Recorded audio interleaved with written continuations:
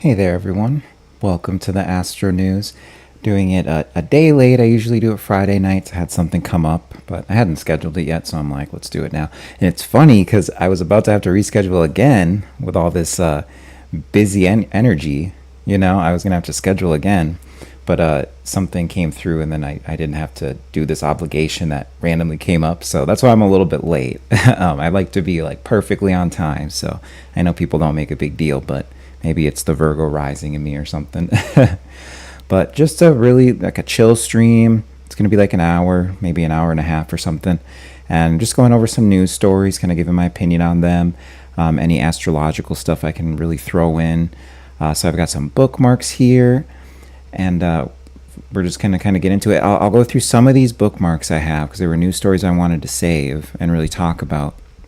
And then we can get into just like the actual live news feed, and because it looks like it's been a kind of a big news day for a Saturday. I saw a couple things, and there's probably more that I didn't see. I only had a chance to glance earlier, but this one was interesting here. I won't play the whole video or anything. Let me make sure my volume's good. I won't play the whole video, but I'll just kind of play it on silence here because it's just showing but the Brits rather, they're marching towards Parliament Square, or you could say people in the UK. And yeah, there's millions of people marching. I'll check the comments here and see if anyone's correcting that number, but I have no reason to think that's not true, the millions there. And, this is kind of the stuff we've been seeing going on. This is really that Uranus and Gemini energy. The last time, of course, we saw this was World War II. So it was interesting. I feel like a lot of that energy, you were seeing this in Britain as well. But also, you're really seeing this in Germany is the thing here. And so we're really, as I kind of build up a lot of the stuff on the channel here, we're going to get into each specific country chart and how that's going to play out with these outer planets all coming in what I'm calling the Trinity of Convergence here. And yeah, just how that's really going to play out. Because if I had that chart handy, the chart of the UK, then, I could do a little bit more with that. And I guess it's something we could pull up here. So we'll kind of keep this, we'll keep that in the back of our minds there. But yeah, this is what I was going to say is that Uranus and Gemini energy was very much, and you got the Pluto and Aquarius too, the people rising up and all that. But the reason I'm highlighting Uranus and Gemini is just how much it brings Europe through it. And there's this lead up of people protesting, people being done with whatever it is, and then that lead up ends up going into some type of war, lots of death that happens. Although it may not even be death through war this year, it could be death through famine. They don't really have fertilizer, and you see us locking down the Western Hemisphere, getting ready for this big shift that's about to happen in the world.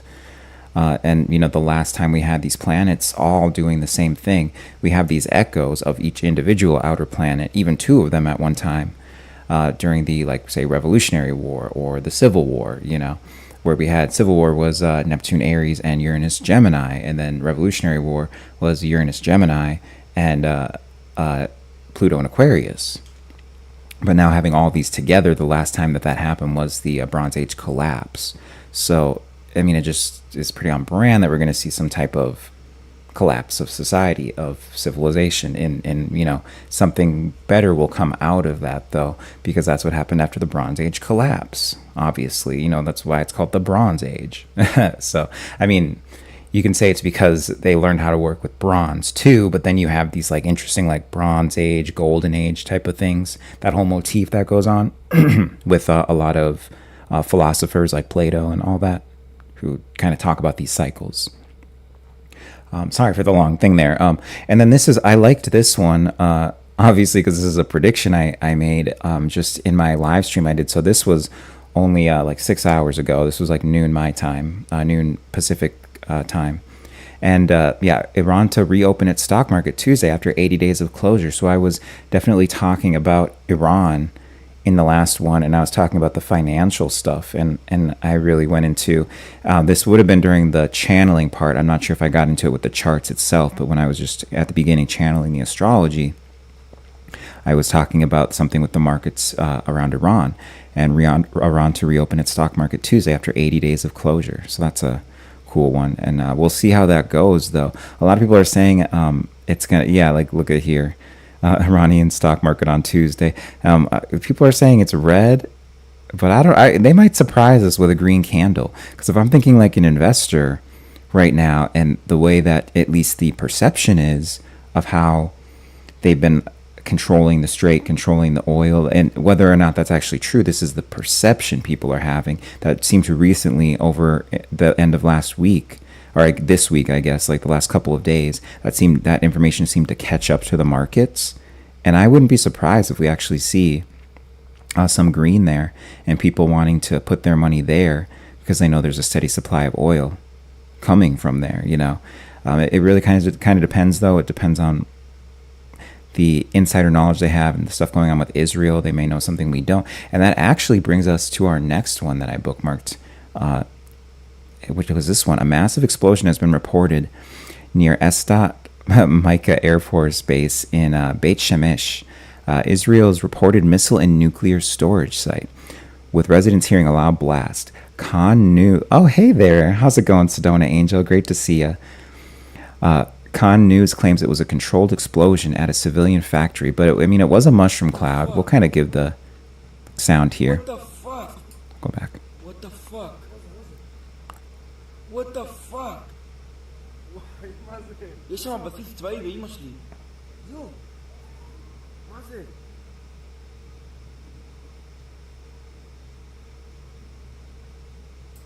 So my thing is, if just kind of putting out a few theories on this and everything, but I mean, the most I could think that is nuclear in any type of way would be like one of the next gen nuclear weapons. This is a lot of the blue programs.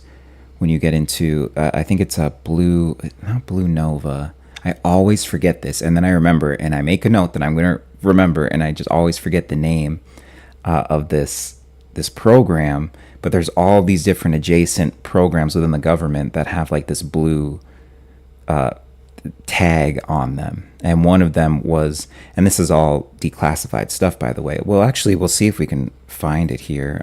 Maybe AI can help us find it. But this deals with the next gen nukes that don't leave any radioactivity behind. And they also can have a smaller blast radius. So even more than what we would consider to be the exoteric, or the ones known to us of the small nukes. So even because these don't leave any type of nuclear fallout, and it's said that there's like essentially a microsingularity that's created that it like allows the nuclear explosion to go off. And then this is just like kind of one thing I'm throwing out there. Honestly, though, it doesn't even look like a nuclear explosion, just looks like a big explosion. More specifically, probably something Iran sent, and they're trying to save face. I don't know, like in a controlled explosion, that just doesn't really sit right with me personally. Let's see the blue program. Let's see, dark journalist. Blue program, dark journalist. What would that be? Nukes? Maybe? Let's try with AI.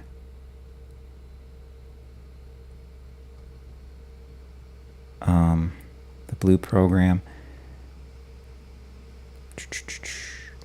Yeah, I mean, but it does, it at least refers, to where I found this Daniel List, dark journalist, of course. The blue program references deep black budget initiatives connected to early days of aerospace and UFO tracking.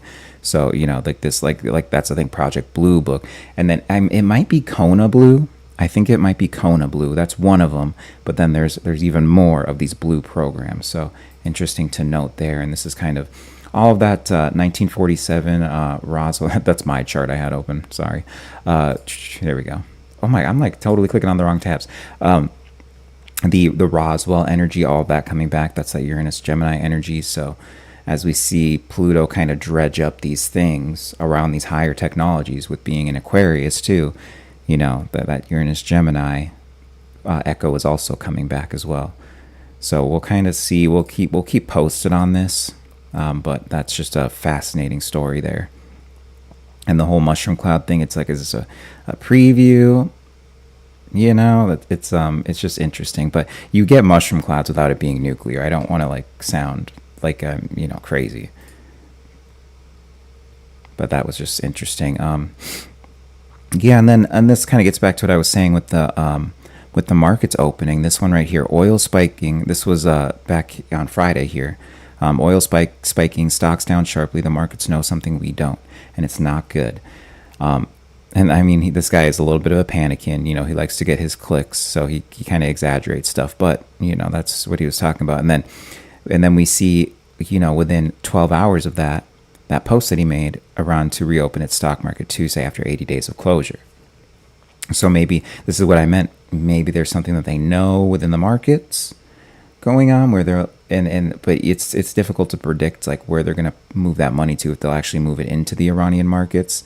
I mean, if the markets have been closed for 80 days, personally, I'd be throwing money in there immediately. I like volatility though, but like that's my thing, is I'd throw money in there right away with the way that I see it set up, with the perception that's being given. So I wouldn't be surprised. Obviously, there are going to be some people who sell right at open, obviously, but that's like, what better time, especially if you don't know which way it's going to go, like to say in the next 30 days, 60 days, 90 days. I would consider that actually quite a safe investment compared to, especially with the petrodollar going through what it's going through right now. But I won't dwell on this. Yeah, and then I thought this was interesting. We kind of know the MK Ultra stuff. The Hill is over here. The Hill, one of the most like liberal publications ever. They're even delving into what is MK Ultra and why is it making headlines. And there's a whole article on that. One of my astrology teachers, Robert Phoenix here, talking about this Uranus and Gemini energy here, and the hacker twins that took down over 290 .gov related sites. And this was after they were fired, I guess. Yeah, ex-con hacker twins fired, proceed to wipe out 96 government databases. Hey man, the Jeets, they know what they're doing, man. You got to be careful. Just kidding. And so I'm going to scroll past a couple of these news stories, because with this MK Ultra one, I thought that was interesting. They posted that, and then we just had, I thought I bookmarked it. I might not have. Yeah, here we go. Well, this is like an adjacent one, but there was this news story. Don't F with the twins in Uranus and Gemini. No, really. And then, you know what's funny, Sedona Angel, is in my last stream, just like with the one before that, I never have time to go through and quality check the PowerPoints. But the first stream ended up good, of my Trinity of Convergence series. But then the second one, I had, and it wasn't too distracting or anything. It was only every like 4 to 5 slides. But I had it was, and Esperanza called it out so perfectly in the chat. It was the total Uranus and Gemini energy of, I had words that were like duplicated. So I would go in and I'd be reading it, and I was good at correcting. I never read the words twice or anything, but on the screen you'll see there are certain words in sentences that were duplicated. And it, you know, dealing with the technology and the AI and all that, and these duplicate words, totally Uranus Gemini. It was pretty funny. But yeah, so this guy is just talking about the adjacent story. 85% of MK Ultra files were destroyed by the CIA. The 15% that weren't destroyed were supposed to be released per an executive order by Trump, but the CIA came and took those files back. And this is dealing with, they said CIA raids Tulsi's office. They didn't raid the office, but they did seize the documents. And so that was something interesting. And I was getting some weird stuff back and forth. Essentially, Jesse Waters here on the left misreported on this. He even deleted the tweet. And it was because he said that it was a raid, you know, tomato, right? But really what it was, I'm hearing that it actually happened like a month or two ago. Some people are saying, no, this was actually recent. But ultimately, I mean, it kind of would make more sense that they did it while Trump was, and his whole cabinet were over in China doing that huge deal, which is something else we'll kind of talk about with that huge China deal. Like that makes sense to me, especially when we're understanding the apparatus of the deep state, continuity of government, intelligence apparatus, aerospace, and all that. The fact that Trump is moving everything to Huntsville to get executive control back over the UFO file and UFO information, all of that. Like really put together. It kind of makes sense that they would go and pull that. They seem to be really scared about the MK Ultra stuff coming out. I have a book about the MK Ultra stuff, and I'm like kind of been there, done that with MK Ultra. I haven't touched up on it in a long time. I didn't feel like there was a lot more for me to learn on it unless there's a release.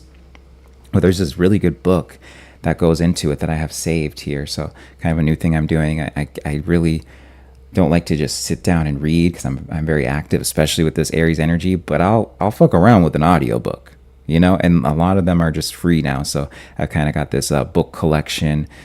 People like Wise Wizard Merlin, who does these astrology streams with Dr. Longo. He's referred a lot of books that are great, and I've got this kind of little collection going. Oh, hey there. Hey, Billy and Nora. Oh, Nora, hey. It's so good to see you, Nora.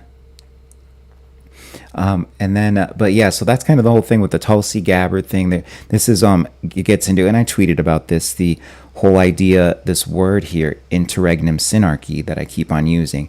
These factions of the government that are just at odds with each other, that are fighting, that are trying to take control of, I guess, how this UFO disclosure is coming out. And I find it also interesting that they put the UFO, I did mention this in my new moon reading too, briefly, but they put all of the UFO releases. First of all, it was on V-Day on April 8th, or I'm sorry, May 8th. But then they put all the stuff on the Department of War website, all the documents on the Department of War website, and that kind of gives you the energy behind it, where they want to run this UFO threat operation. They want us to, they're pushing us into something. It seems like it's going to be centered around the conjunction during the summer, that Mars-Uranus conjunction that we have, that's right around the 4th of July, exact on the 3rd of July, I believe, still in orb, still in place on the 4th of July. I wonder if that's going to have something to do with it. Whatever that is, though, whether it is something around disclosure, some type of false flag, it's almost seeming like it will be both of those together, like a fake alien invasion. I don't really know. But, or it just starts the process. Maybe they wait for like these movies to come out, because there's that Disclosure Day movie coming out that is going to be very esoteric. Oh, thank you so much, Nora. I used to be really, really hard on my voice and all that, but I've gotten such good feedback from people on the voice I have and the energy it brings, and just how calming it is, and like you said, gentle, clear. That's really helping me just kind of get over my Chiron and Leo there, and so thank you. It really means a lot. But yeah, with that conjunction coming in, and I went deeper, not into the conjunction itself, but where the conjunction is leading towards October, with us getting onto the digital ID and the new financial system and all that. Not saying it will be complete by then, but this is going to be when they start onboarding people, when the process is going. We're going to see in the next 2 weeks some type of seed being planted around that. But yeah, I guess the whole tangent that I went on was about this UFO threat operation. It's going to be completely fake. I mean, it's really just going to be agents within our own government, because the technology is so much more advanced, working against us. You see in the things like the drones that came in before, when Trump was in that lame duck period, or he was waiting to get inaugurated. I guess Biden was in the lame duck period and Trump was waiting to be inaugurated, but they were taunting him, and now he has the drone busters on all the vehicles that he drives around and everything, because of but this is a message from that apparatus, whether you want to call it the deep state, continuity of government and all that they're just not on board. You're going to play by our rules. It's a threat, essentially. And you get that pushback, though, of Trump moving everything from this NORAD headquarters in Colorado Springs. You got all of the essentially continuity of government stuff operating out of there, where they could activate emergency powers and totally supersede what the president's orders are going to be. And then they have people in charge of actual districts all around.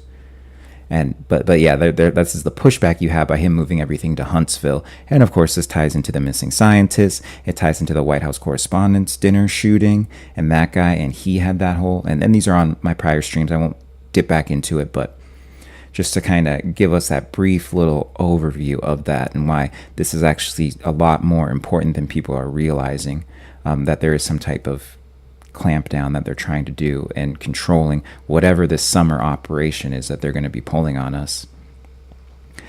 This was also kind of interesting. I mean, this was only a short thing, but what he's talking about, James O'Keefe, is they're always exposing. James O'Keefe is Project Veritas for anyone who doesn't know. And actually, let's just click on his profile here and see if we can get any of that. Did he post it up here? Yeah, here it is. Like the decision-making processes are a little bit chaotic. A White House policy advice. We'll skip ahead a little bit. This has subtitles, so we'll just kind of. But we can put the sound on. Yeah. What makes it chaotic? Are there too many cooks in the kitchen, kind of a thing? I think it's just the. And he's talking about so Project Veritas, James O'Keefe, he gets some bad bitches or something to go on these dates with men. And all these men that they're going on dates with, by the way, seem very gay. So I don't know what's in the friggin' water up over in D.C., okay? But like even listening to this, he just seems gay to me, but I guess he's on a date with a woman. So whatever, man. Like, you do you, live your life. But that's just another thing I find interesting. But he sends these girls who just, like, they must be really hot. Obviously, he doesn't show their face so they can continue to do these honeypot traps. And yeah, this guy's special assistant to President Trump for the Domestic Policy Council. And so he just spills the beans on really, like, they don't know what the fuck they're doing in the Trump administration right now. We're only going to play like not even a minute of this, but. The overall tone and, like, the government right now is a little bit unusual. Like, it's trying to fix itself. Like, they're getting some good stuff done, also making some mistakes. There's no, like, cost benefit. There's no, like, oh, well, this will cost $10 million, but, like, save people $20 million. There's, like, nothing like that. It's just like, this feels like a good idea, or, like, the base supports this or this. That's funny. Maxim even. Yeah, so they just kind of, it goes on and on talking about all the waste that's going on, how no one knows really what's going on. People have been given leeway to just kind of do what they assume President Trump might like. And it goes on and on, but not like as big as some of his drops, but worth mentioning, worth going into, because that was a big one that he had this week. Yeah, and then here's Anna Paulina Luna. And one thing I got from my astrology teacher too, I didn't even really think of, and I'll repeat it here, is she's got Luna as that last name, and there is something moon related going on. This part is from me, unless he said it too, but he tied it to the moon stuff and how he went to the moon. Recently, we finally went back to the moon. That was what my astrologer had said, and so it got me thinking about this moon aspect with Anna Paulina Luna being the leader right now, objectively, or like it seems like she's the leader she's really leading the charge on this, but there are others there too, of the disclosure movement, and she doesn't seem to be a part of this UFO threat operation. She just wants to get the truth out there. So let's hope she doesn't unwittingly fall into it. Just keep an eye on her for that kind of stuff. But with the Moon Pluto conjunction, I think I forgot to even get into that when I mentioned the May 8th V-Day and all that. I kind of got off on a side tangent, so I'll finish that thought as well. But yeah, it was the Moon Pluto conjunction that brought us the files too. So there's that moon aspect, Moon Pluto and Aquarius conjunction, and so. A prediction I have, though, to wrap it all into that whole summer stuff and the new financial system in the fall and all that, I think each time we get that moon going into Aquarius and conjoining with Pluto, leading up to the summer, is where we get deeper and deeper UFO disclosure stuff. Because this first one was a nothing burger, but I think we'll kind of continue to see that on essentially a monthly basis, where we get these dumps, because they haven't scheduled the rest of these dumps. They just say that they're coming soon. So that's kind of my prediction there on the timing of these. So I'll always be on the lookout as the moon moves into Aquarius here. And at the very least, I would argue when they're making aspects to it is when you're going to see it. But I do think the moon is kind of getting tied to that. Oh yeah, so but what she said is preserve the documents and deliver them to DNI Gabbard, Tulsi Gabbard, immediately, or we will hold you in contempt of Congress at CIA. So there's that interregnum synarchy, these factions of the government that are really starting to argue, and no one is really. People are starting to understand we don't know who's really in charge. Yeah, CIA marched into DNI Gabbard's office, seized boxes of JFK and MK Ultra files. So I bookmarked a few of these. CIA psychic spy issued wild kill shot apocalypse warning before death. I saved this, but I never really looked into it. So there's a Daily Mail article. Kill shot apocalypse. Interesting. Let's just take a look here. A psychic spy who once worked for the CIA issued one last vision before his recent death. Oh, well, I mean, I'm sure that was a completely natural death of natural causes. Warning that a devastating solar catastrophe known as the kill shot could soon plunge Earth into chaos. Wow, retired Major Ed Dames, one of the most recognizable figures tied to U.S. government secret remote viewing experiments, claimed that humanity was entering the beginning stages of the event, and then he died in March. So this is actually I gotta play that Trump clip. Like, wow. You're telling me this for the first time. But no, like really, I'm just learning this for the first time. So we could add this even to the missing scientists. That's pretty incredible. Like, wow. I'm gonna keep that open. I'll save that for later. Well, I'll get back to that at some point. That's incredible. Let's see, any decent comments? No? Okay. And then there was also someone that was on the Owen Report recently. Let me actually, I could find that really quick.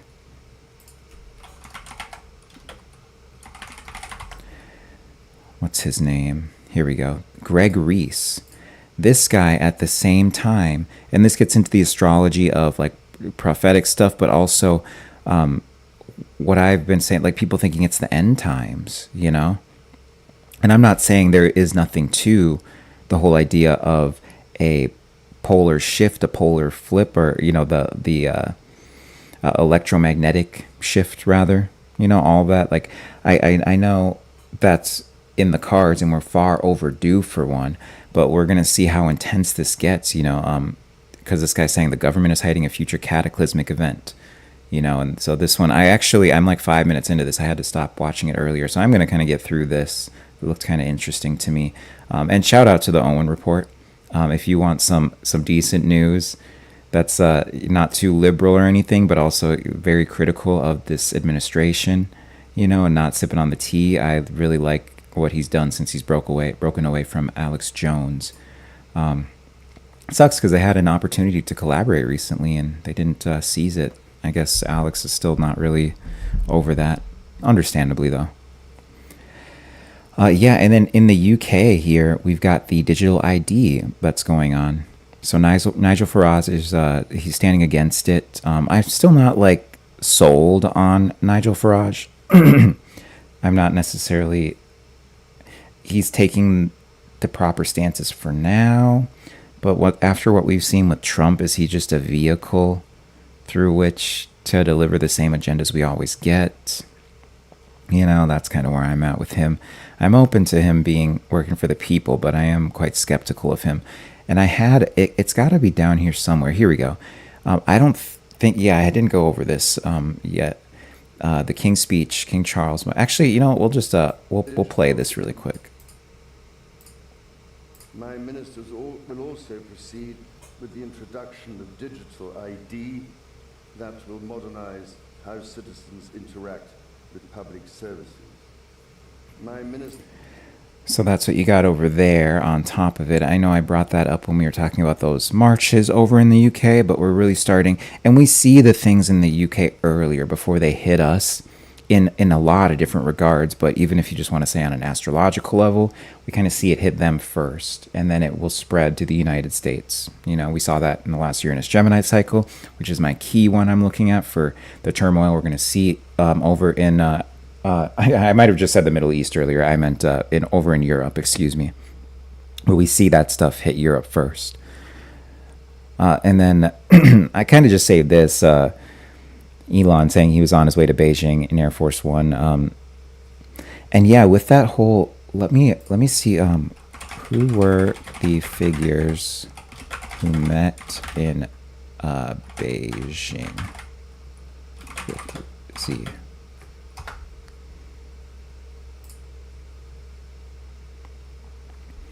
Okay. So we got the essentially like everyone in the cabinet that's like important. You know, Donald Trump. This is who met with President Xi, by the way, guys. Over where we had that earlier this week. I think it was on Wednesday or something like that. It might have been on my birthday, actually, on Wednesday. At least I think that was my birthday. I don't even know. Yeah, it was Wednesday. Donald Trump, Marco Rubio, Pete Hegseth, Scott Bessent. Pete Hegseth, obviously the Secretary of War. Scott Bessent, the Treasury Secretary. He's been making the rounds, that's for sure. Trade Representative. I don't know. David Perdue. I know David Perdue bad. That's what I do know. I don't remember. I just remember branding that in my head. I have that branded in my head. David Perdue bad. I can't even remember why. But Stephen Miller. Okay, God, yeah. James Blair. You have Eric and Laura Trump. But yeah, so then we had these tech people coming in. This is the interesting part with these tech people who went and visited. So this speaks to like what exactly is coming in. What role does China have in this too? You know, because we present it very much so as China being this big adversary. And I mean, on some levels that's true. They steal our intellectual property, you know, like, but ultimately the thing people don't think about is China requires us. Oh, missed my birthday. Happy birthday. Oh no, it's totally fine. I tend to keep my birthday like under wraps anyway. I don't like really remind people or anything. Don't feel bad about it. Like it's like any day that if I get a day where I can chill, it's a good birthday for me. Really. Thank you so much. And I got to have some great Thai food too. You know, I went and just got some takeouts of some Thai food that was just freaking amazing. I got it on a 3 out of 5 heat level, which is actually quite hot. And I was like sweating, and I was just like, yes, get the toxins out of me. Like I love Thai food for just like sweating it out. So it was perfect. So Elon Musk, Tim Cook, you know, from Apple. There's also a new Apple CEO that's taking over. Kelly Ortberg, so that's Boeing, you know, and then we've got all this stuff going on with the planes and the airline closures and how they're starting to make this transition and lock that down very much in with the, whether you'd say Uranus and Gemini or even Pluto and Aquarius. I lean a little bit more towards like Uranus and Gemini. It's the sky, it's chaos in the sky, that kind of thing.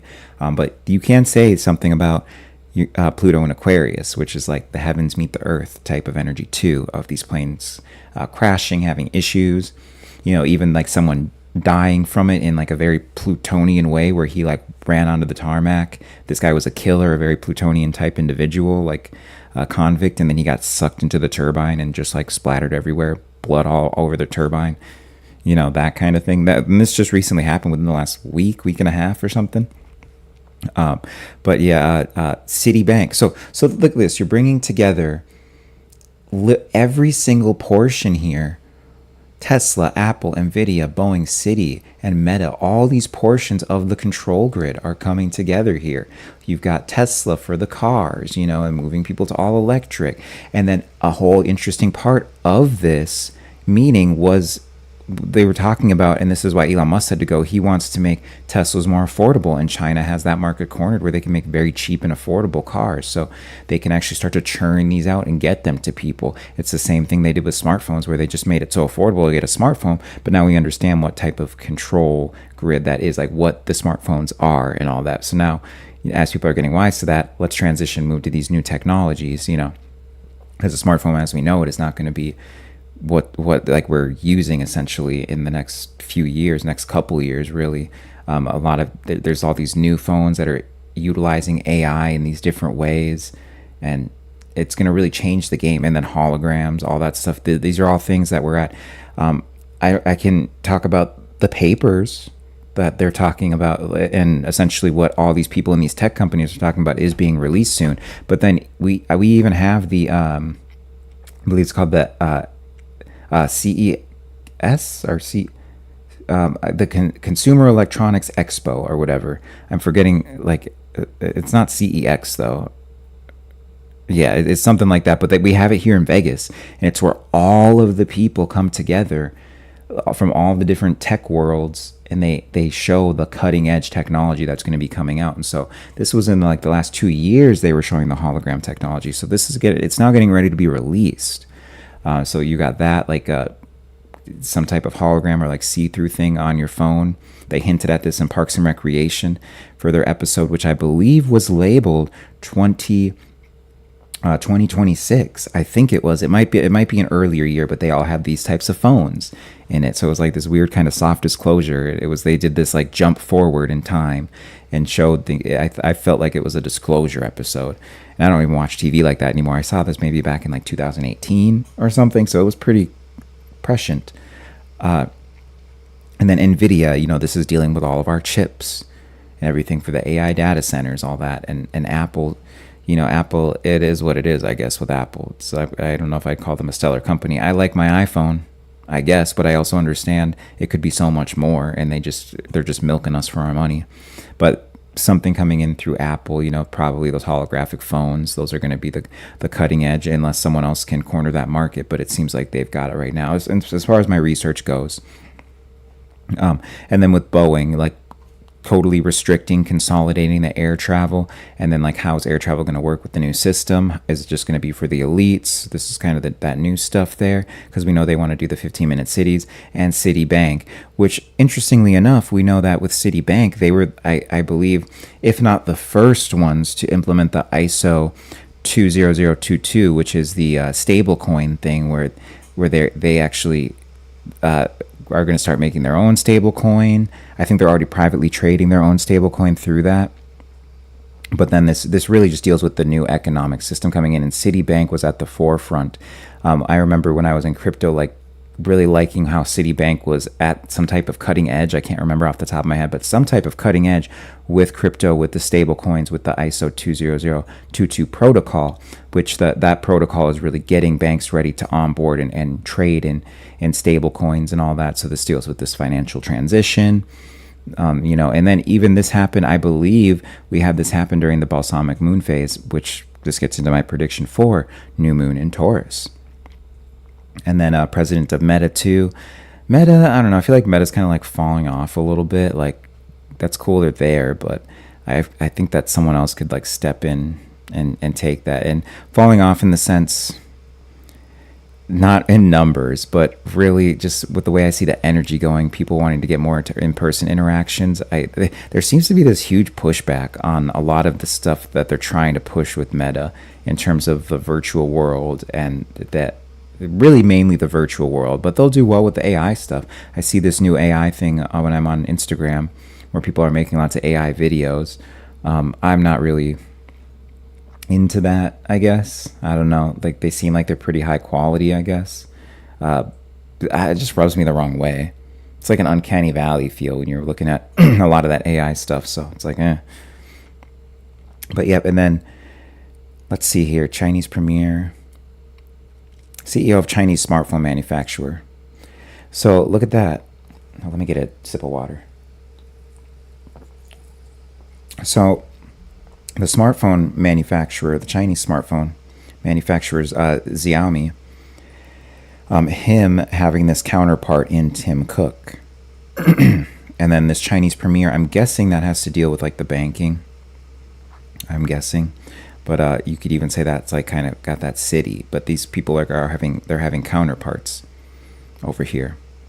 Not like, and then vice president meeting with Trump. And the list actually goes on and on. This is just a brief thing right here. And I don't want to spend too much time, but hopefully kind of like that overview on the meeting. That was like a bigger thing I wanted to get into tonight. Also, there was a 4.6 magnitude earthquake that struck Tehran. Excuse me. 4.6 earthquake struck Tehran. And and I just find that to be interesting. We've got these earthquake things. Again, I will mention interregnum synarchy, factions of the government fighting. Not saying so much that it's this, but I find this to be interesting when you're also looking at what was it, 13? And there's that weird Freemasonic number, 13. But there were 13 earthquakes around Area 51 that we had. I might have even felt a couple of them, but it's hard to know here in Vegas if you feel an earthquake. Like, you can kind of see it, but you don't like really feel it like you would in California or something. But sometimes you don't know if things are like wobbling a little bit, like, oh, is that a tremor? You know, like I've only seen one huge tremor living out here. And this was pretty much like 10, 11 years ago. I had been here for a year or two living here, and I was working at the H&M flagship store for the world. It was a great job to have, great company and everything. They had a live DJ, all that, but I was up on the 3rd level, and then like all of these fixtures that we had product on, they just started like just shaking. I was like, is the music super loud from the live DJ, or is, you know? And it was an earthquake. But yeah, so that Area 51 stuff, all the earthquakes, are they destroying evidence? Even though I think most of the stuff is now at like Edwards Air Force Base and these other Air Force bases that are tied in with the missing scientists. I went into those Air Force bases, like Kirkland Air Force Base. I think they've moved a lot of stuff there, but just interesting as we're getting these dumps and disclosures that are supposed to be coming out, all these earthquakes around Area 51. Yeah, this is the man who walked in front of the Frontier plane. I guess they got him on video here. Ooh, look away. Yeah, look at that. Wow. We'll do that one more time. Sorry, I wish I could have given you more of a trigger warning. But the guy who got sucked into the turbine.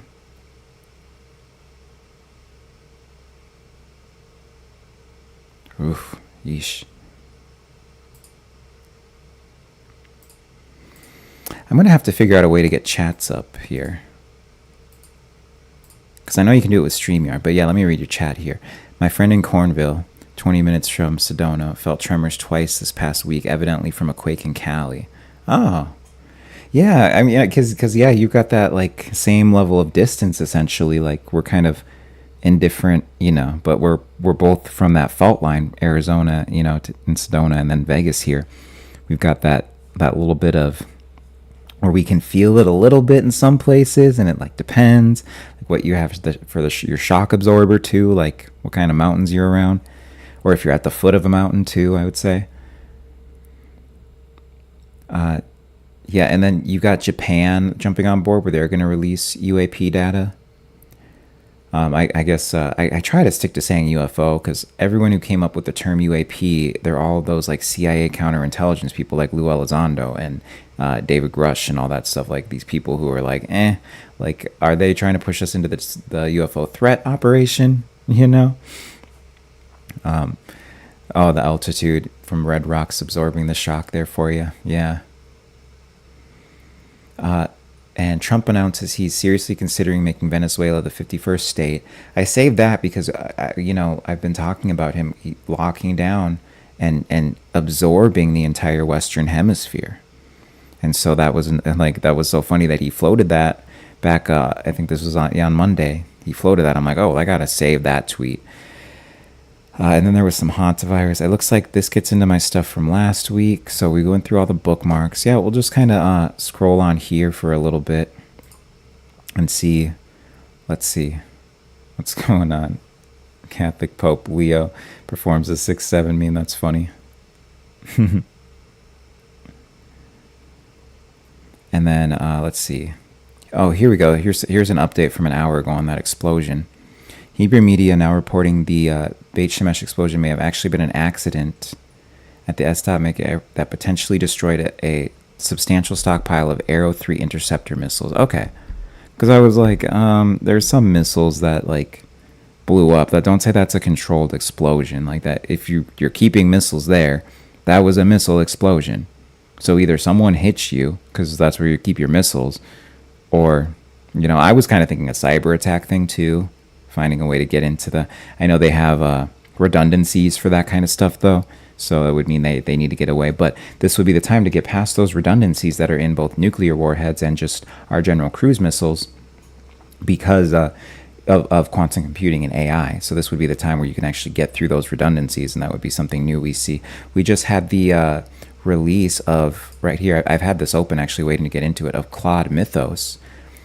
So I use Claude AI. I found it to be the best. I mean, they neutered ChatGPT real badly, and I still use it for, I don't know, for some stuff, but I was using it for basic questions, ChatGPT, so I wouldn't consume my usage on Claude because it's so good.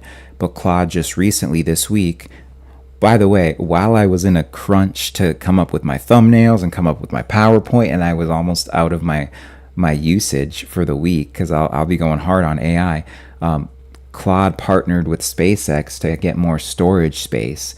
And so it at first it looked like it doubled the amount that I got, but then it looks like they added even more, and I've gotten triple the amount. So I'm only at 15% usage. I pay $20 a month, and I go like freaking hard, and I have it process a lot of shit. I put like all of the videos that I find to be useful from all my lecturers. I put all their subtitles in. I have it just get all consolidated. I've got a lot I can work with, and then it's got a memory between all of your chats, where ChatGPT is like, it kind of has issues with that, I've noticed.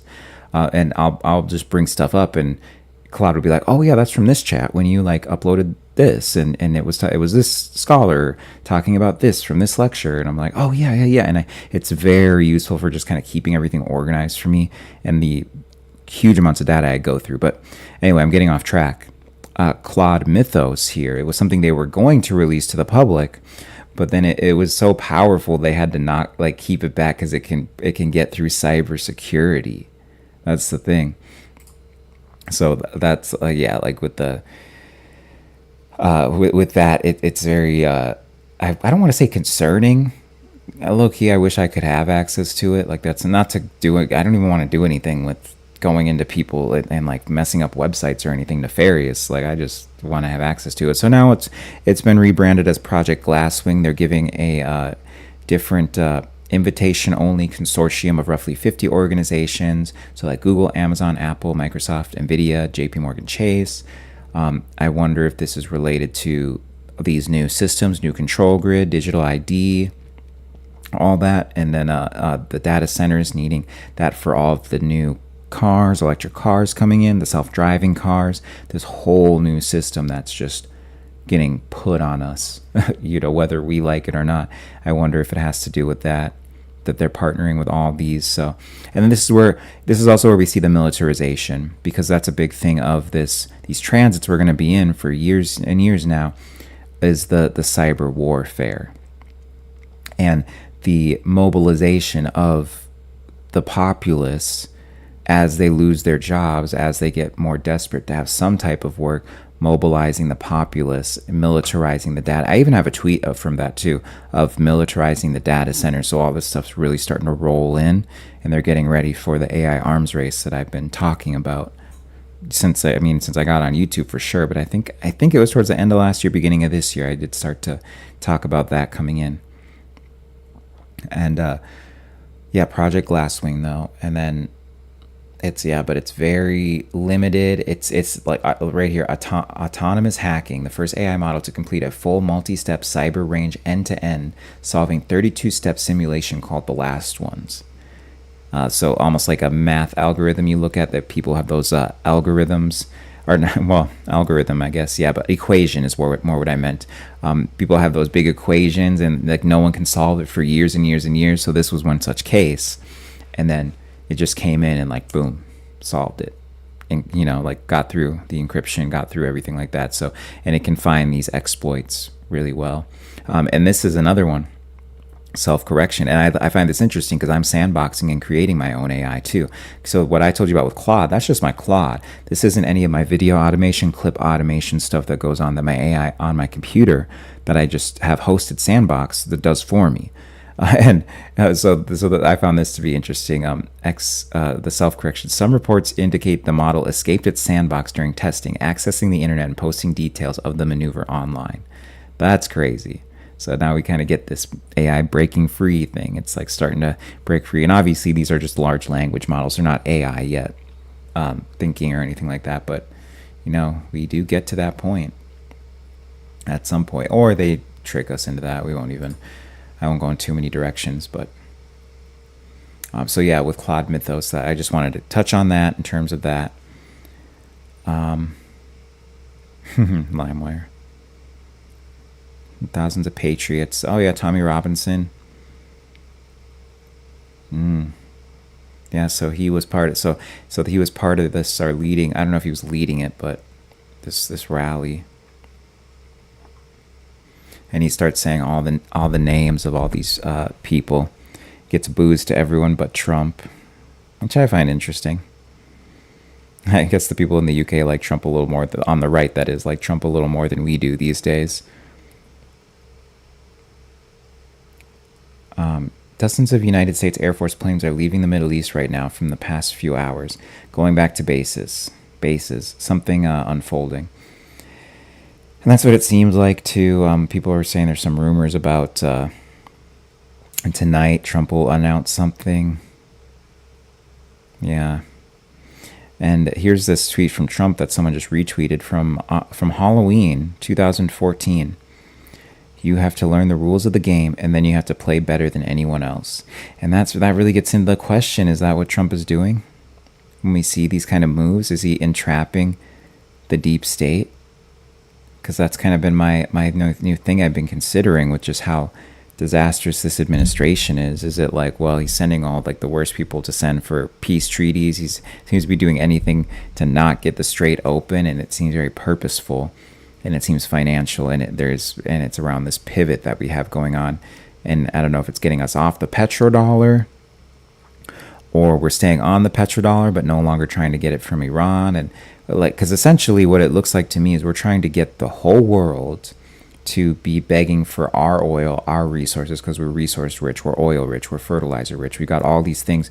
All of these are in the Western Hemisphere, and if we have control of the Western Hemisphere, we have access to all of them as Americans. We have a surplus that we can send out to the world, and then we can continue to be, not saying I agree with this, but continue to be this force that creates chaos in the world, and then it forces people on our doorsteps and to be at our whims and our will.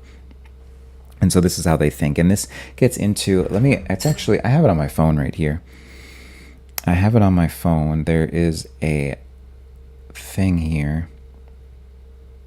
Here it is. The 2026 NDS. We're gonna look that up real quick. Oh, sorry. And this is the National Defense Strategy.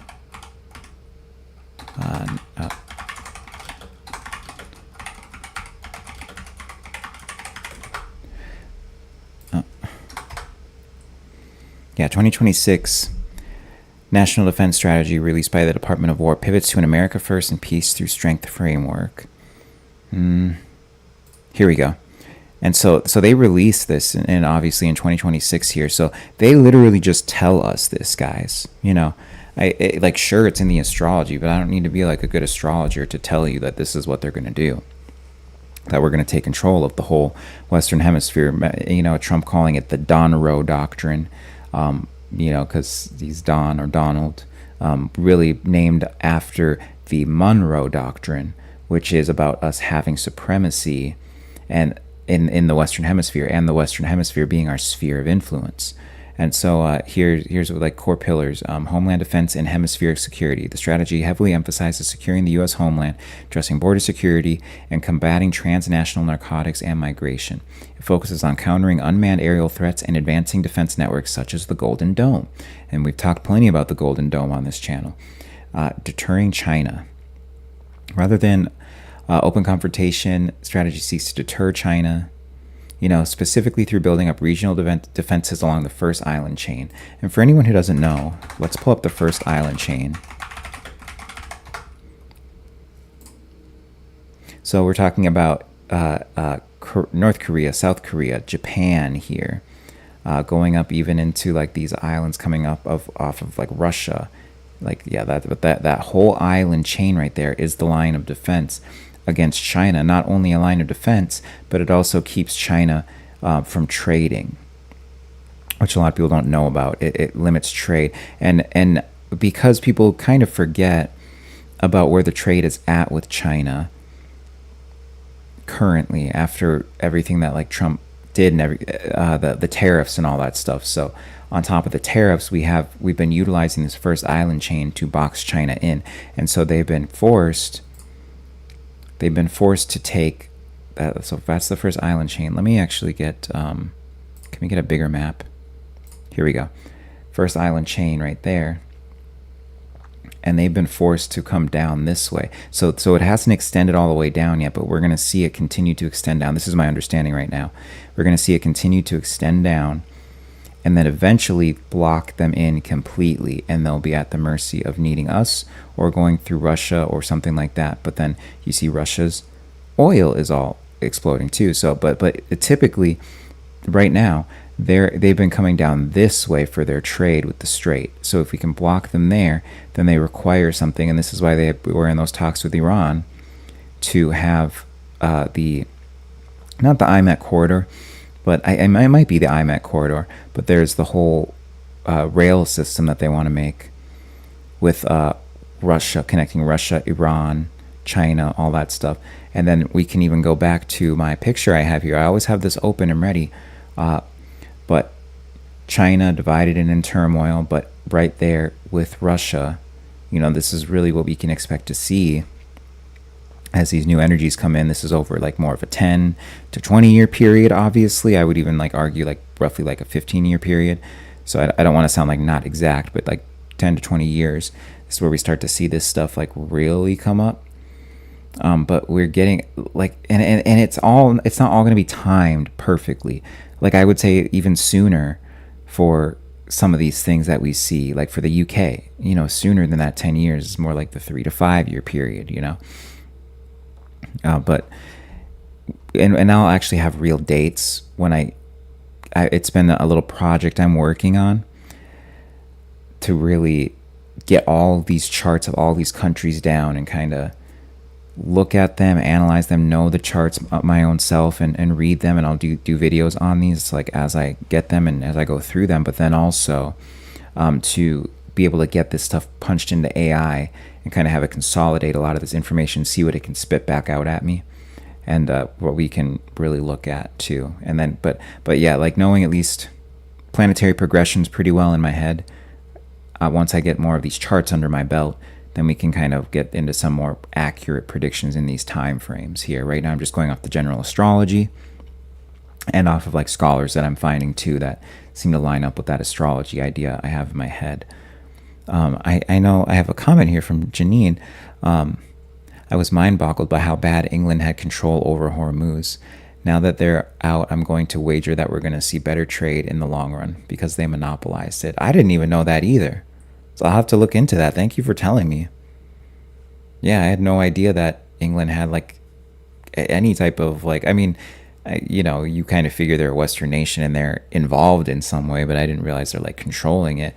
And something interesting I found out yesterday is that apparently Iran's not even blocking like they've got their little blockade and stuff like that, but they aren't explicitly. I have to look into this to make sure, but I heard it from a source I trust.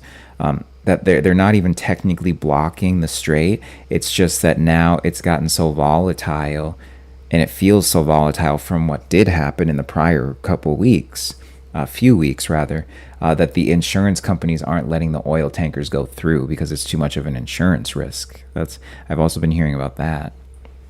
I'd want to like go and double check that, but like I said, I did hear it from a source I trust that hasn't led me astray before.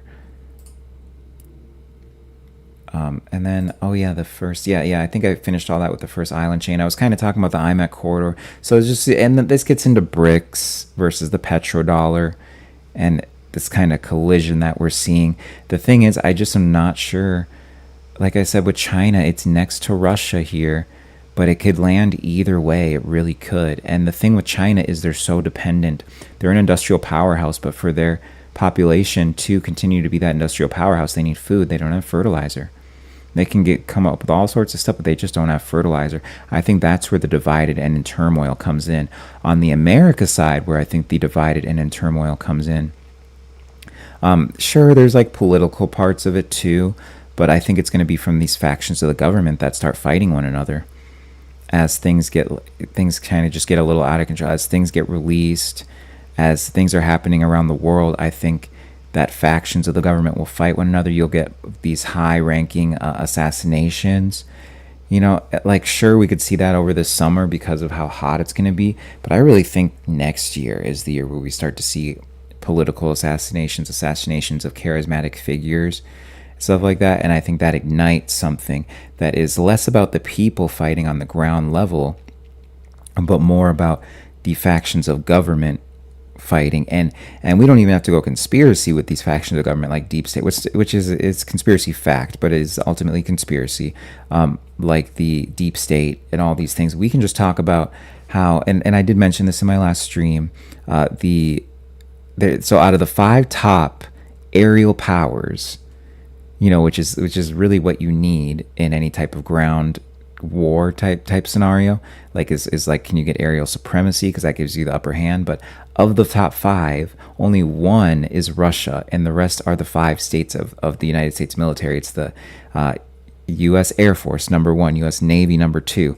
then it's Russia, then it's the U.S. Marines, I believe, and then I think Special Forces. Don't quote me on the last 2, but they are all U.S. branches of the top 5 powers of air. So I think you get different ones of these, different of these factions, depending on the layout and the structure and the political alignment and the eschatology. That's the motivating driver, which a lot of it will be Christian eschatology. They fight each other out, but ultimately, and this was part of my thesis towards the end of my last one, they end up, the Christian nationalists end up winning, and we become an isolationalist Christian nationalist society out on the other end of all this. And timing for that, that's probably more like 10 years. You could stretch out a little farther. Like I said, I'll get more accurate with these. I'm going to start to get these things out I have some predictions I've been putting out, but we'll get some more out there too. But that's really how you see that going down. And this is why, like, sure, I believe Jesus is the way, and like Jesus is a great, one of many great ascended masters, and I've called on Christ before in situations where it's like Christ was there with me and protected me or guided me or whatever it was that I needed. So I don't want to sound like I'm a fake Christian, but I've been very deliberate in how I positioned myself as a Christian, being an astrologer, because I think we're seeing this come in, and this is what we need to worry about in the next 10 years, especially those of us who are into astrology, who are astrologers. We got to just be careful about how far is this going to go with the Christian nationalism. You can already see it in the youth, And don't get me wrong, I surround myself with Gen Z, their opinions. Like, I think Gen Z is so cool and fascinating. I almost feel a bit more like a Gen Zer because I am late degree Pluto Scorpio. But no, we just have to see and make sure that, we're positioning ourselves properly for these ways that things can go down. Whether it's just like not necessarily being public about our views and beliefs, or, I hate to tell people that because we're in America. We all are allowed to have our own beliefs, but we just need to have a little bit of cognizance about what the future holds. Okay, I do have a couple chats here from Janine.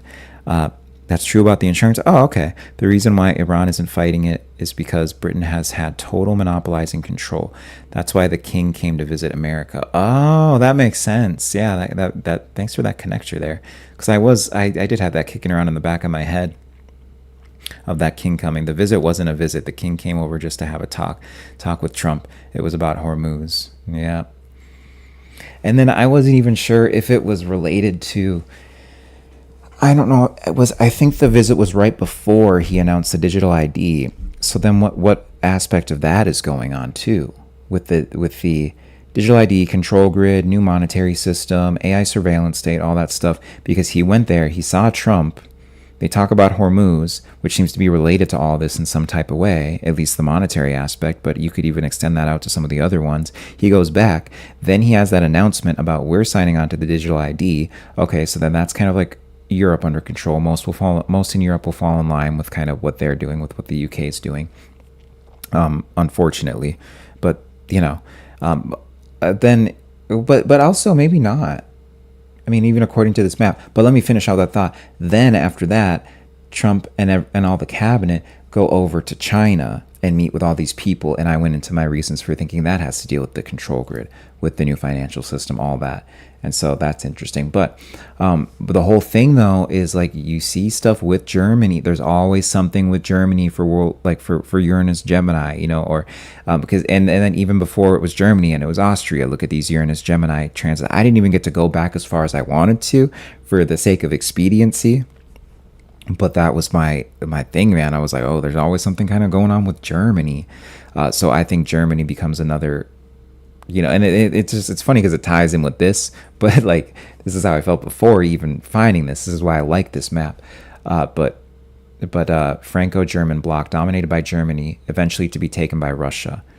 And then, so yeah, they rise to some type of power. They're doing this thing now for conscription. I don't know if it's went active yet. I think it's already active in Germany, where you need like permission from the government right now to go like to leave the country. You need permission like from, and I think it's like an actual military official. You need permission to leave the country. And then they've got all this draft stuff coming in. We've got the draft stuff coming in. So I don't want to, you know, you guys know I can kind of go on a tangent. So hopefully you're here for it, because I'll just kind of free flow. This is a chill stream anyway. And I think, you know, like I'll start to wrap up here, but we'll just see if there's any news stories that slip through the cracks. Yeah, dude, look at this, guys. Holy moly. All these people. Wow. That's insane.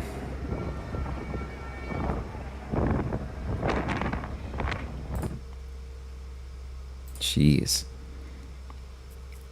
Oh, well, that's nice. Videos from September 2025, not the UTK protests today. The 2026 protest did not traverse over any bridges. Okay. It looks as big as the one. Benny Johnson, man. First of all, he's an undercover gay boy. He's so gay coded, and he's just like got a beard.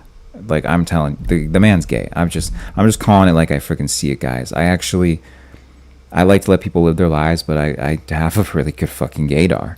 You know, so there's some of these gay men that like they want someone to be gay, and so they like project that onto them, and then the person's not gay. No, like straight guys are my best friends. I prefer being around straight men because then I don't have to deal with all the. There's a lot less for me to deal with. They're fucking simple. You know, I don't have to worry about them coming on to me. I can just have a friendship with them, and then I'm like, you know, of course I have a great amount of women friends too, but there's just this vibe I get with male friends that like there's something it brings out of me too, just like with women, but you know, it's just a different vibe. Yeah, Benny, man. Well, and there's rumors about Benny Johnson too, like being on Grindr and stuff like that, and then people have like found him on there, and it's just like, yeah, okay, dude. UK Prime Minister Keir Starmer is developing plans imminently step down. Oh, wow. After that march. That's crazy. Yeah, I mean, Keir Starmer's horrible. After that whole interview I saw with him, it was probably like 2 or 3 years ago. It was horrible, man. And this guy's just letting in everyone to the country. Oh, the lunatic left celebrates murder. Andy No. Andy No is decent. Karlin Poroshenko's better on her coverage of the left. Andy No's a bit disingenuous. But he does have some good work. Shoot him in the neck like Charlie Kirk. So they were chanting that. Jeez. This is what I've been saying, dude. At this point, if you're still on the left like that, and this is not me saying the right's a lot better these days, because it's not, you know. But it's just like at this point, if you're still on these like far left things, there's some type of spiritual malaise going on, and I see it slip out. Like the mask will slip, because I evolved myself a lot of political types, and I see like that's what I've seen from my far left friends, dude. Is like, oh, like finally they got Kirk, and you know, like saying that kind of stuff to me, or even just strangers, because I go up to strangers and they just assume I'm a liberal because I'm black and gay. They just assume I'm a liberal, and I'm like. And they just tell me the wildest, violentest, most perverted, all the things you can imagine on that side. I just get them dumped onto me, and it, like sometimes I feel like I have to take a shower afterwards, if we're being quite honest. But no, it's that, yeah. And then there was also like, I can't even, maybe if I'm counting just off the top of my head, maybe 6 of my liberal friends all said word for word, almost word for word, the exact same thing about Trump and the assassination attempt in Butler, Pennsylvania. Like, dang, why couldn't that bullet move just 2 inches to the right?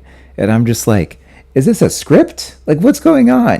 But it's like, it just shows you like they need and it's Marxist. This is the thing. It's the Marxism, socialism, what's the other word? Communism.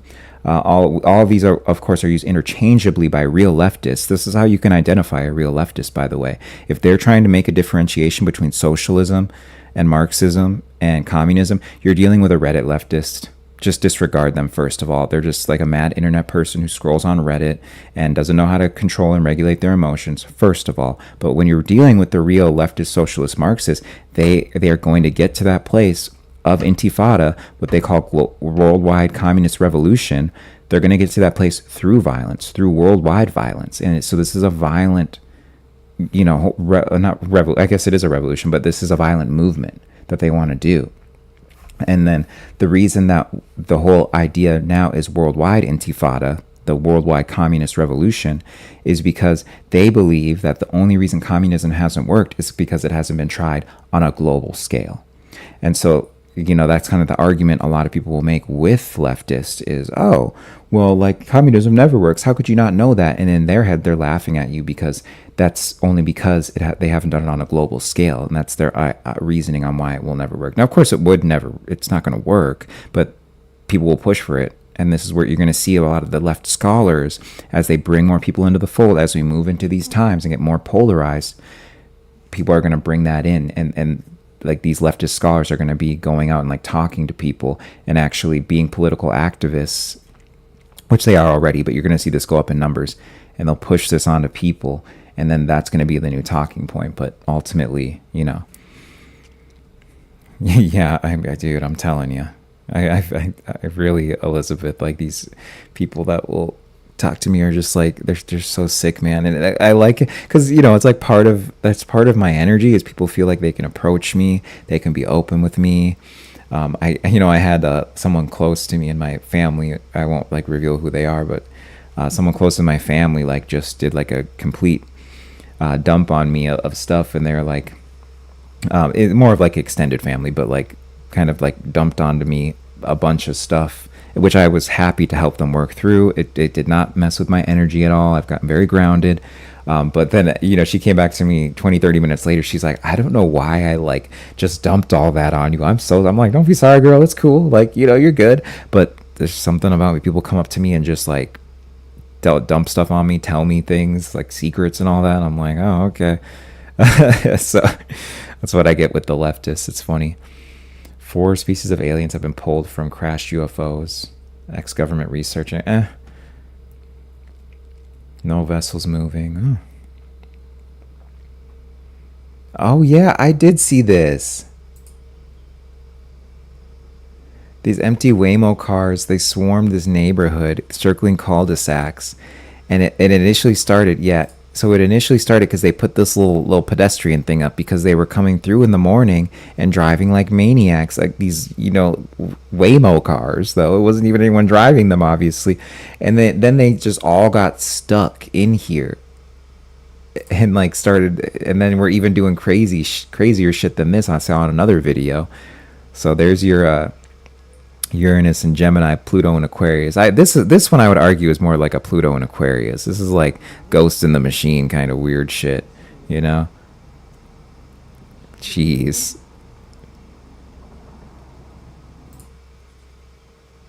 That's just so funny.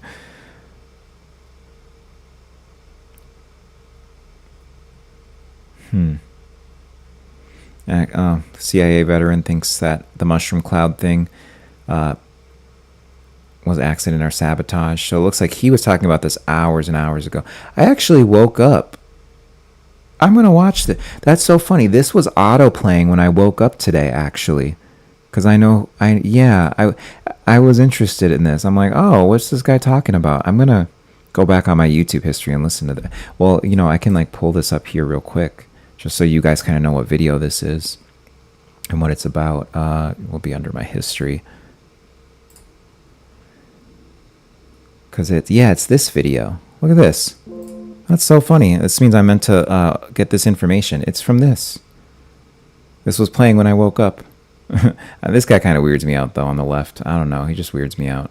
I don't feel like I can trust him. He's got Plutonian eyes. Look at those freaking eyes, dude. It's like weird. Look at this. Look at freaking Pluto here. Now we're doing a little bit of astrology, but this is like fun. I learned this from David Palmer, the Leo King. Let's use like this one. Yeah, this is a good one. Like look at that picture. We'll put it up here. But like look at these pictures of Pluto. Look at how it looks like an eye but it's like an eye in a trance state, or like a dilated eye. You know what I mean? Or like even like the crazy eyes sometimes. Like, and if you really kind of just like don't fully focus on it, but just kind of like look at it peripherally and stuff like that. So compare that, and then right here, it's like he's got the that's how you know.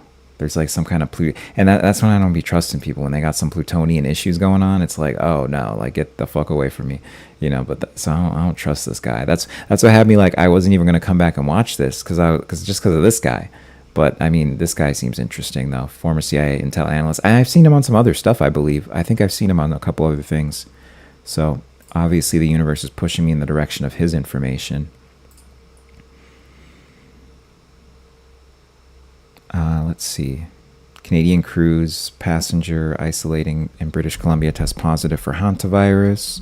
Did you guys know hanta is Hebrew for fake, or for it's Hebrew for like fiat or scam is what it is.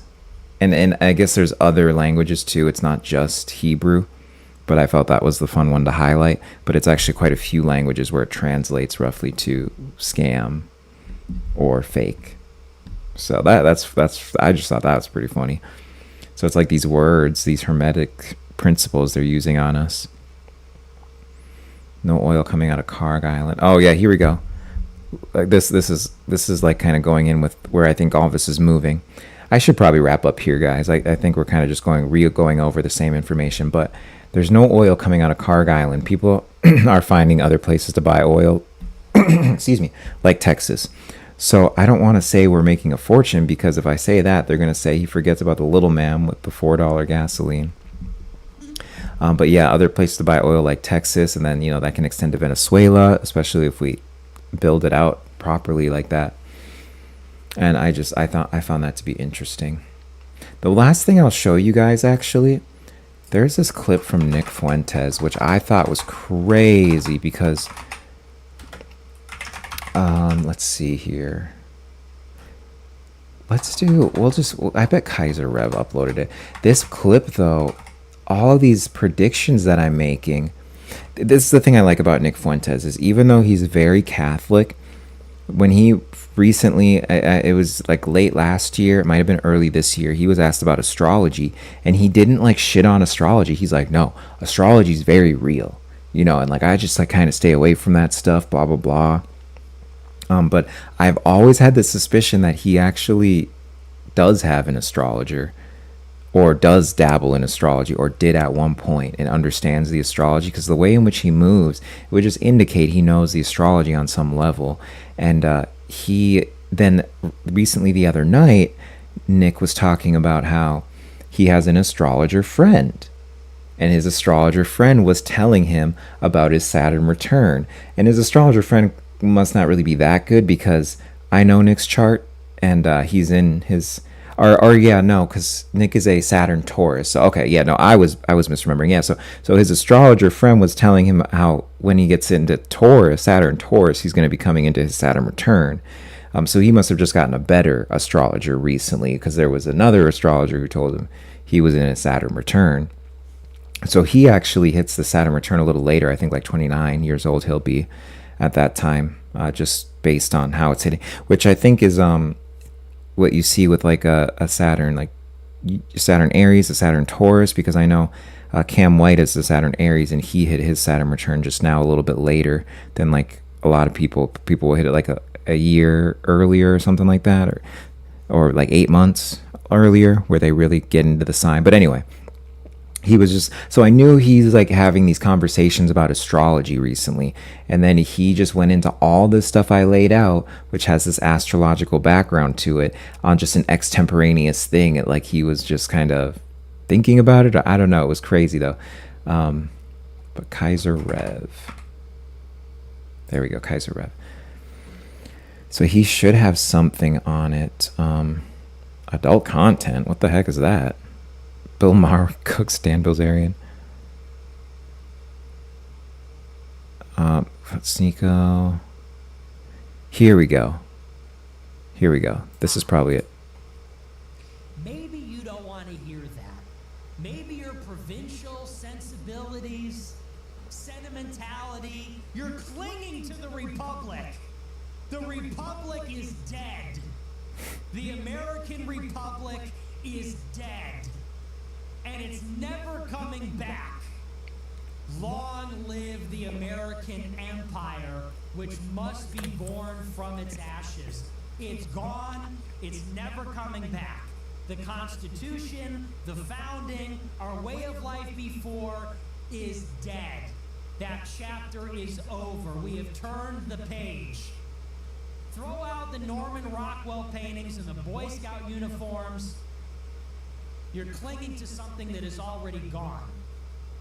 We have to start to think about the future, which is an American empire that constitutes all of North, Central, and South America. We have to turn this half of the planet into a tank, a fortress, a factory, an aircraft carrier.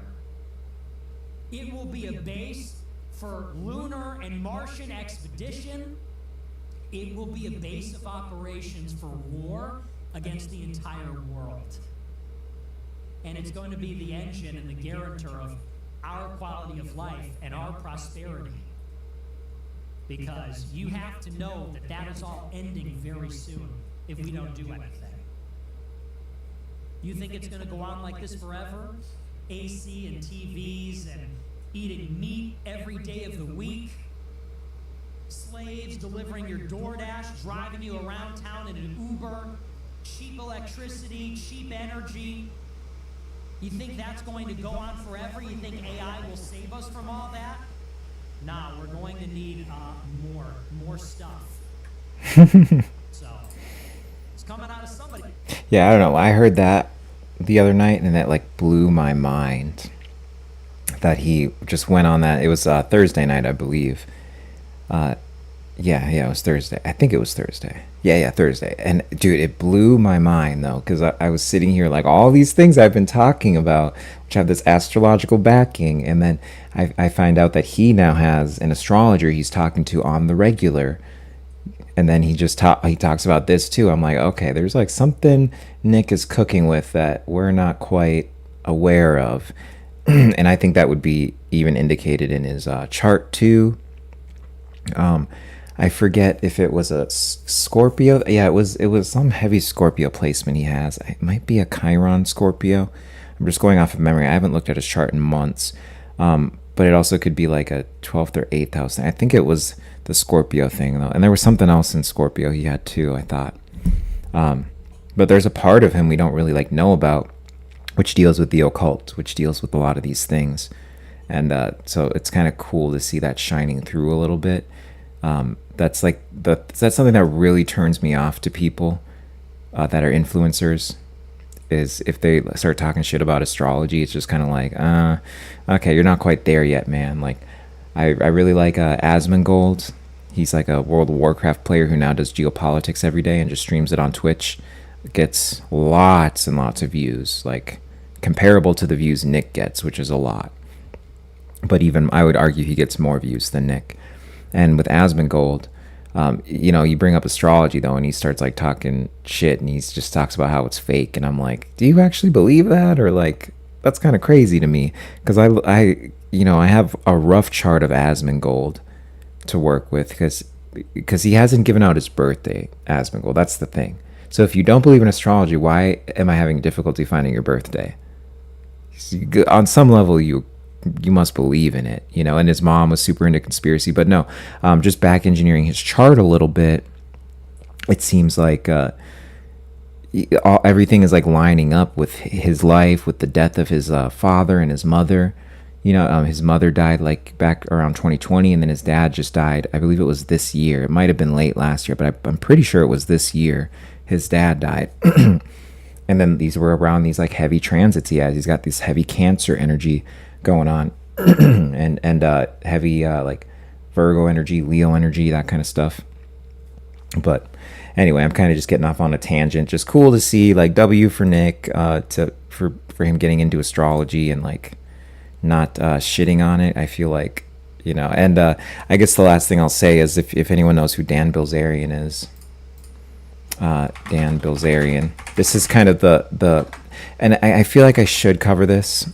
This is like really important because with Dan, oh okay, I'm at like an hour and a half. I'm like typically so I can do this last thing. This guy Dan Bilzerian running for Congress, I think, or like Senate or something like that over in Florida. And with Dan Bilzerian, so this is kind of him. You've probably seen him around. He goes around saying like it's the Jews, like to everything. Definitely doesn't have the same type of nuance and intellect that Nick has. He's not as versatile as Nick either. I don't care about that stuff. Like anyone who's going to kind of get into the truth movement is cool, but we're seeing this shift, and I'll bring in the astrology to this sooner or later. I won't do it on this stream, but right now on what you'd call the far right, you're seeing this huge shift that's going on between like who are the people who are just doing things for clicks and who are the people who are actually have like a mission and a goal and stuff. And so Nick the other night like stated what his goal is, what his mission is. You know, he's moving away from all like the clickbaity, like saying the N-word and like doing all this stuff, and actually and he did this a while back. Actually, he really did. Because like when I first started watching Nick, I mean, he was dropping N-words. He was dropping wild shit. Like it was very entertaining, you know. And he's still entertaining, but he's very much mellowed out. And so and he's getting into just pushing this movement forward. He has his own political action committee, all this stuff. But what I want to bring up is Dan Bilzerian all of a sudden turned on Nick Fuentes.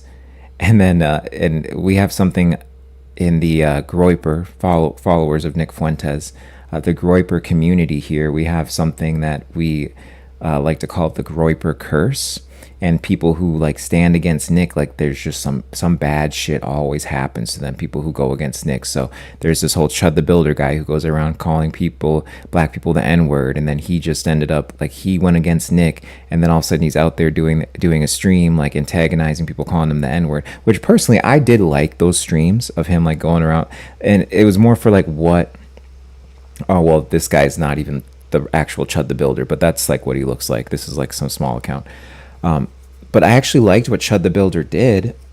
We'll type in a video here because I'm just kind of wrapping up this last thought with you guys as the state of the far right. Chud the Builder. But he goes around. Are there any videos of him? Yeah, he goes around calling people calling people. Okay, just for YouTube. Like I don't. We're just we're researching this. Okay, we don't condone this kind of behavior. Some shrooms or something? I told you I'm on your mama's sweet. Okay, here. Bitch. You're a bitch, bro. Literally, all you do is talk about your dick. I'm sorry, I'm a nigger. Come back over here. Okay, let's Come back over here. Let's not fight. I am Touch me again. I don't know if this is really a good one, but you guys kind of get the idea. He goes around calling people the N-word, and then they freak out. They think it's okay for them to then go ahead and use violence. I very much disagree with that. I feel like very early in my life, I saw the whole N-word psyop, and I just don't let that word affect me. You know, like I've got like white friends that like I'll call them like a trigger. You know, I'm using the word with a T at the end for YouTube, trigger, not the N-word.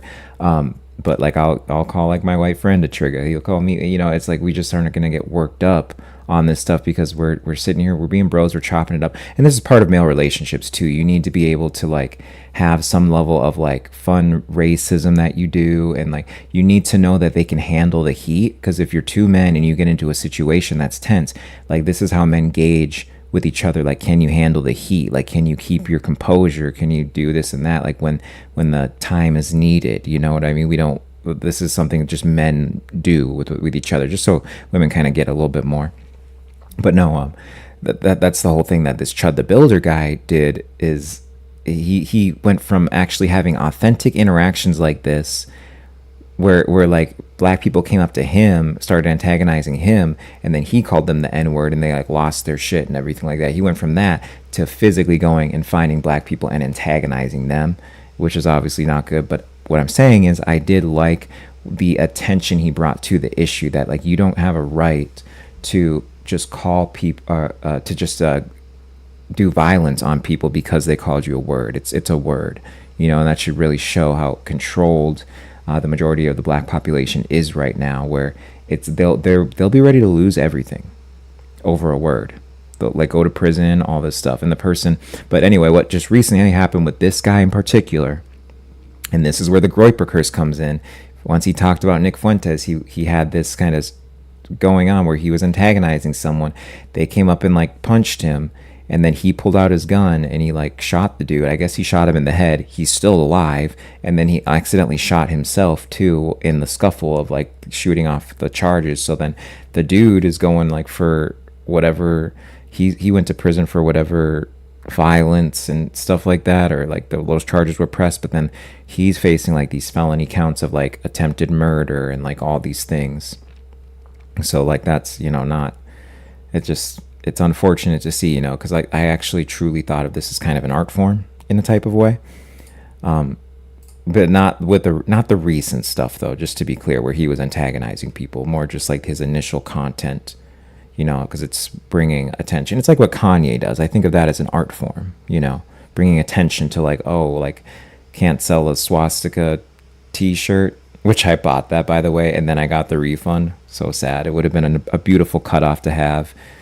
But, you know, I would have probably just worn it around the house. But anyway, that's the Groiper curse. But to wrap this all back around, and then I'll sign off here, is you're seeing this fracture within the far right movement here of, you know, like Dan Bilzerian got all these people behind him, Jake Shields, like Lucas Gage, like all these people, they all kind of piled on to Nick all of a sudden and like tried to take him down in this last week, and it didn't hold up.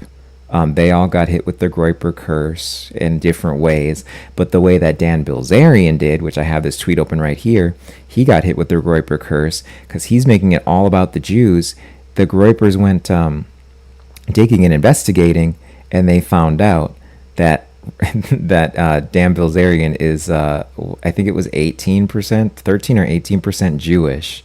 And so that totally tanked him on Polymarket, his odds in everything for winning over in Florida. And he's actually a Vegas local, so it's like weird already that he's running in Florida, in a state that primarily is people over, or a county or whatever, like a gerrymandering district of people that are over the age of 70, like a lot of people over the age of 70, which is why they voted for Randy Fine, and he's going against Randy Fine in his run because Randy Fine like celebrates the death and murder and destruction in Gaza, which of course I don't agree with, but it's just not really showing foresight. So you're kind of seeing this fracture that's happening, and then you're going to see like really stupid stuff from the far right, and then people who are kind of aligning themselves around Nick, which would be like the Alex Jones types and stuff like that, people who associate and collaborate with Nick, and kind of in that milieu. And this is not to say I listen to like everything Nick says, or like Nick is this or Nick is that. Like I'm going to always listen to Nick and whatever he does, but he's gearing up for a political movement and to be leading it if he doesn't get killed first. And you can just see it in his chart. So he's going to be someone to have your eye on. But just kind of, that's really the update there, is a lot of chaos, a little bit of a civil war going on within the right wing. And then the last part of the Groiper curse is the Daily Wire shutting down. All these people who dumped all this money into suppressing Nick Fuentes, now they're actually shutting down the Daily Wire. So, you know, I think that like we can all be happy. Like Ben Shapiro, he had a crash out session the other day, but Ben Shapiro, like he's not gonna be on the Daily Wire like that anymore. He'll pivot to something else, but he was freaking the fuck out, and he was like coping so hard, like yesterday, about why the Daily Wire was shutting down. And it's like, well, you guys are pushing Israel propaganda, so like this is what happens. But very much Groiper curse. And anyway, I guess I'll go to webcam here. I love you guys. Thank you. I was just kind of, you know, being comfortable today. I've been trying to like dress up a little more, but it's the Taurus new moon. I'm going to be comfortable. Plus, I am a Taurus. I'm always going to be a little comfortable, a little sporty with my Venus and Aries there in the 8th. But it's sporty and bold, I should say. So I try to lean in a little bit more with the bold. So I had my like sparkles on and, you know, my blue, what is it, turtleneck and all that. But I just wanted to be a little bit comfortable today. So, but thanks for coming through, everyone, and hope you got some good information about this. You know, a lot of this knowledge and these things I can pull out from the news like help me so much with astrology. So I like to have some time every week where I can just extemporaneously go through the news, give my reactions, see what I really pull out of that, and of course I'll tie it to the astrology. You saw me doing that tonight, but I always, you know, like this is like it's such a big part of me to just talk about the news and all that, that I make sure I do it, and I just keep the juices flowing in that part of my brain too, instead of leaning too much on the astrology or one or the other. It can kind of oscillate between them. But love you guys so much, and take it easy. Have a good one.